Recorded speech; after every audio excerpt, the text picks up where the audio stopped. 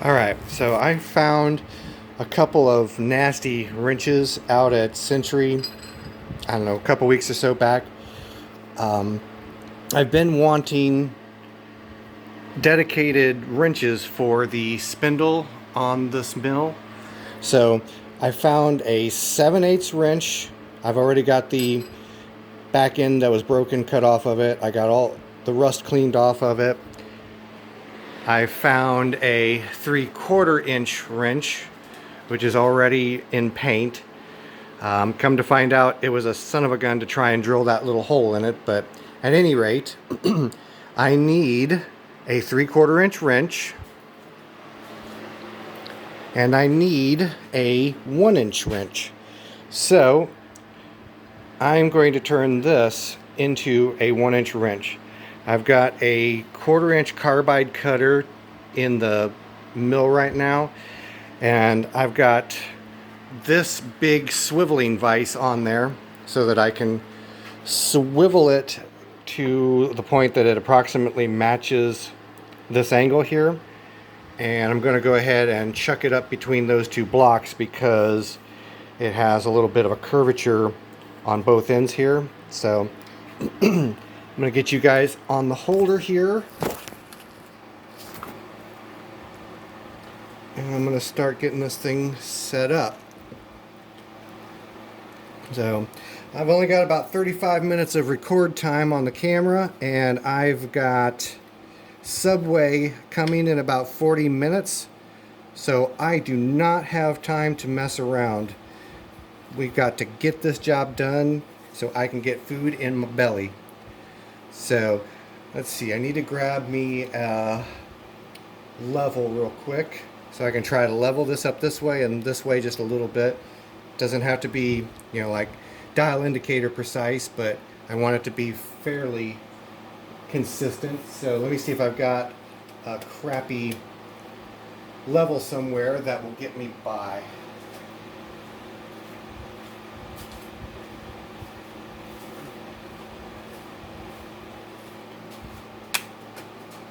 Okay, the table is fairly level on the machine, so that's good.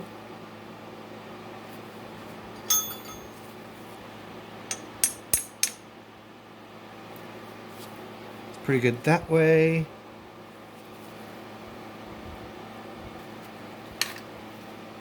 Oops.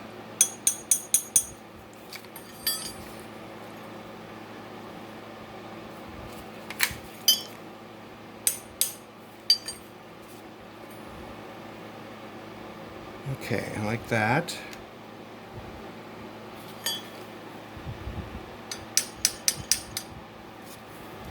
All right.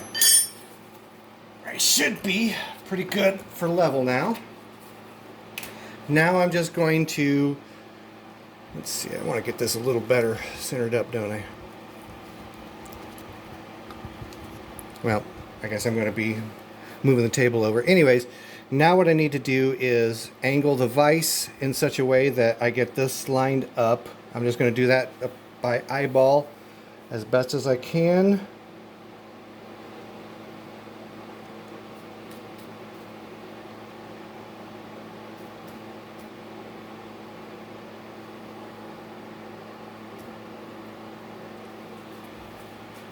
Okay, I think I can work with that. There again, even if it's not perfect, it won't be the end of the world. Get my vise tightened down now, the swivel.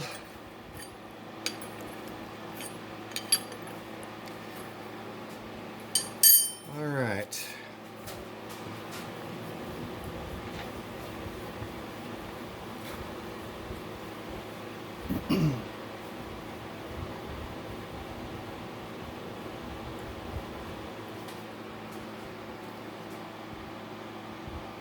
Okay, time to bring the knee up. Upsa daisy.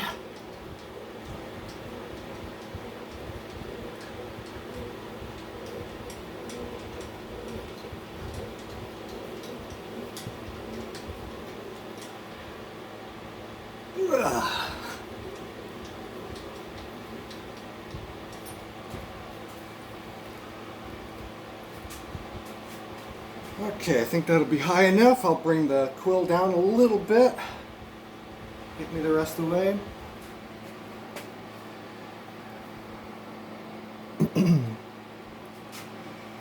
And I need to make sure that I've got enough travel on my y-axis.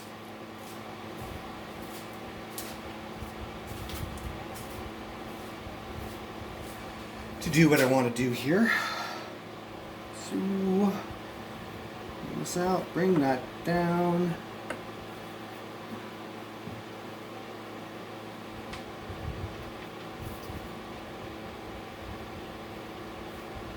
And the vise is not quite where I want it to be, so I'm going to adjust the angle on the vise a little bit.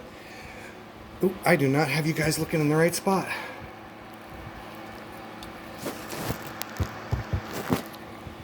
Okay, I'm still a little bit goofed up on my angle, so I'm going to tweak it a little.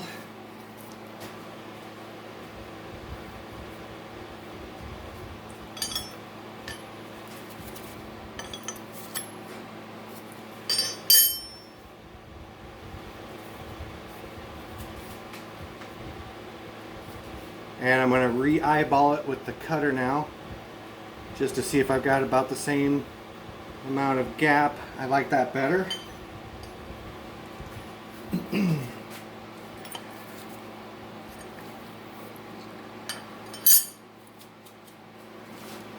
Okay.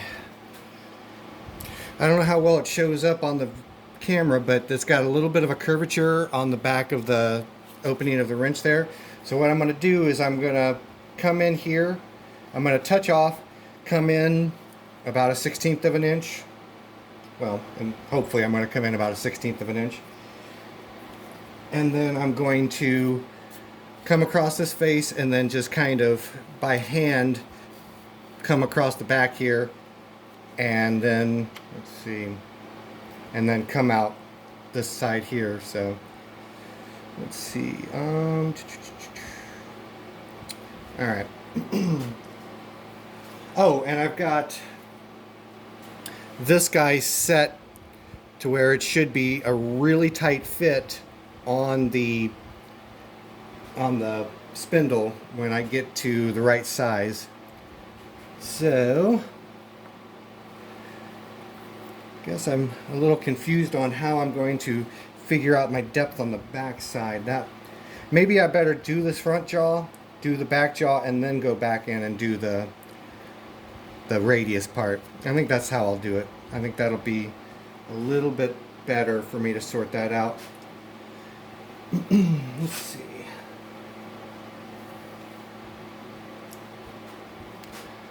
Alright, I'm going to fire this up and I'm going to touch off on the back there.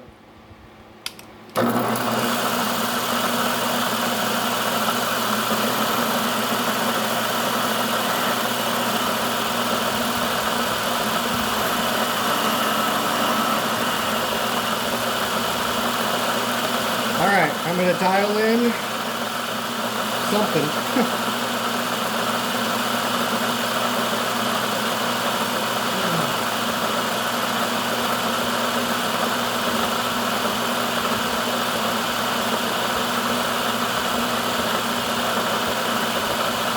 Alright, I'm going to dial in about 62 thousandths and see what that gets me.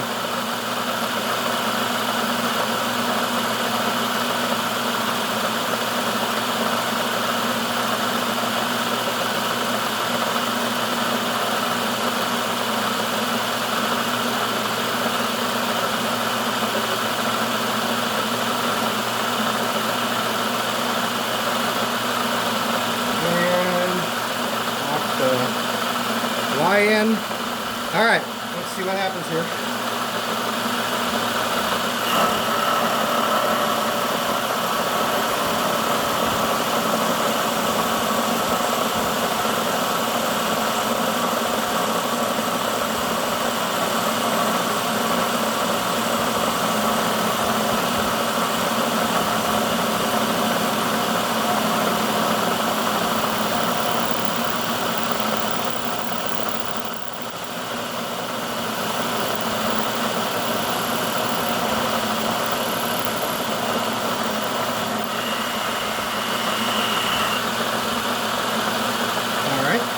Now I'm going to come touch off the front.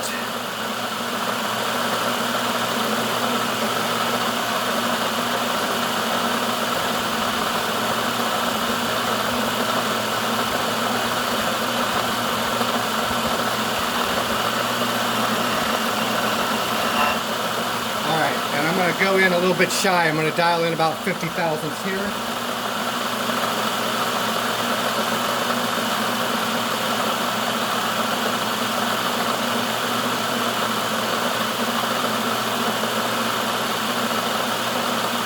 Alright, there's 50 because I just don't quite trust myself yet.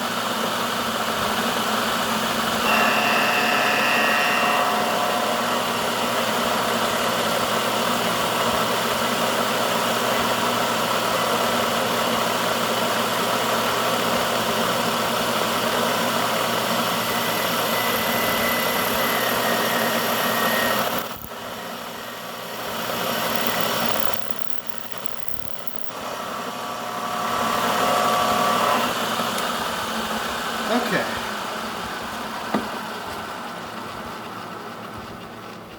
Let's get a measurement on that and see where I'm at.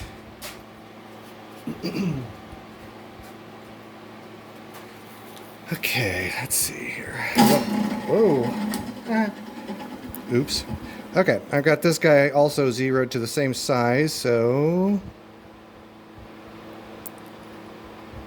it's showing me maybe about 26 thousandths undersized yet. Alright, I really want to sneak up on this measurement because I want this to be a pretty tight fit. So I'm going to take about 12 thousandths off of both faces of this thing. 12 additional thousandths.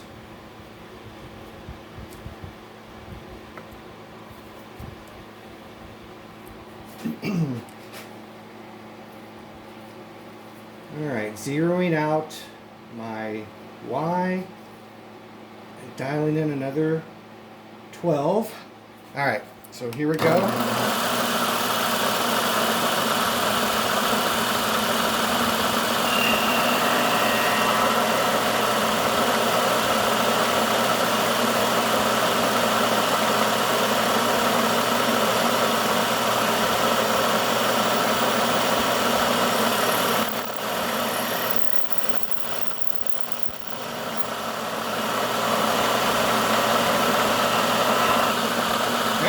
And to the back side.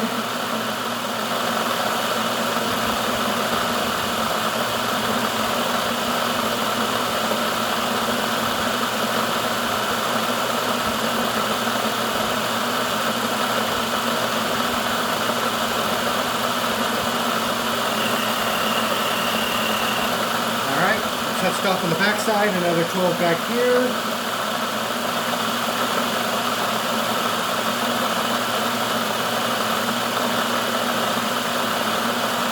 Run it in.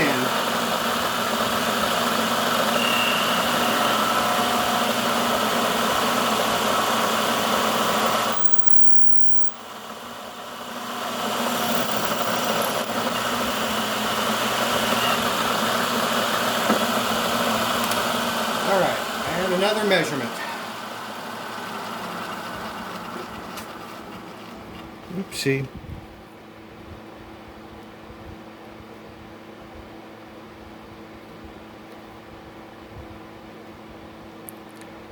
Okay, that might have me about 3 or 4 thousandths over, so I'm probably in a good spot there. I think I'm going to go ahead and get on the back of this thing and just manually do this rear radius of it.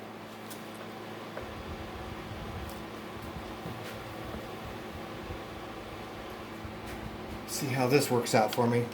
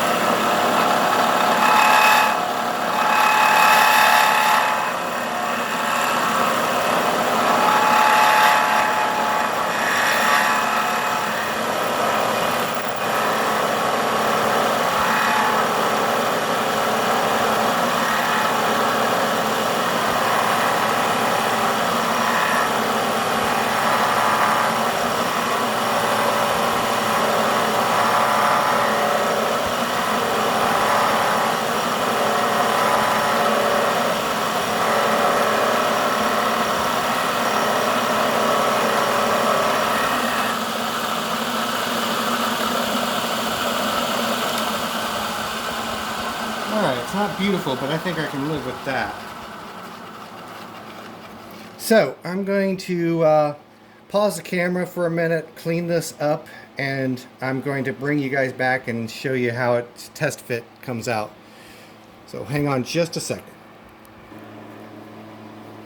Okay, I had to cool the thing off a little bit because it was pretty warm still. So here it is, fresh out of the vise and got a little bit of deburring. So I haven't tried it yet. Let's see how it fits. Nice and tight, nice and tight. Fits nice and tight. It's got enough depth on the jaws of the wrench to engage the whole the entire flat on here. So I think that is going to be just fine and dandy.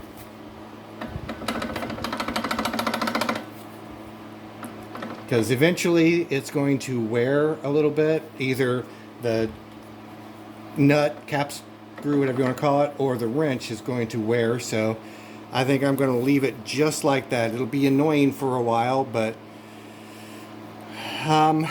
so the other thing I'm going to do eventually is round this back edge off and try to drill another hole in the back end of this one.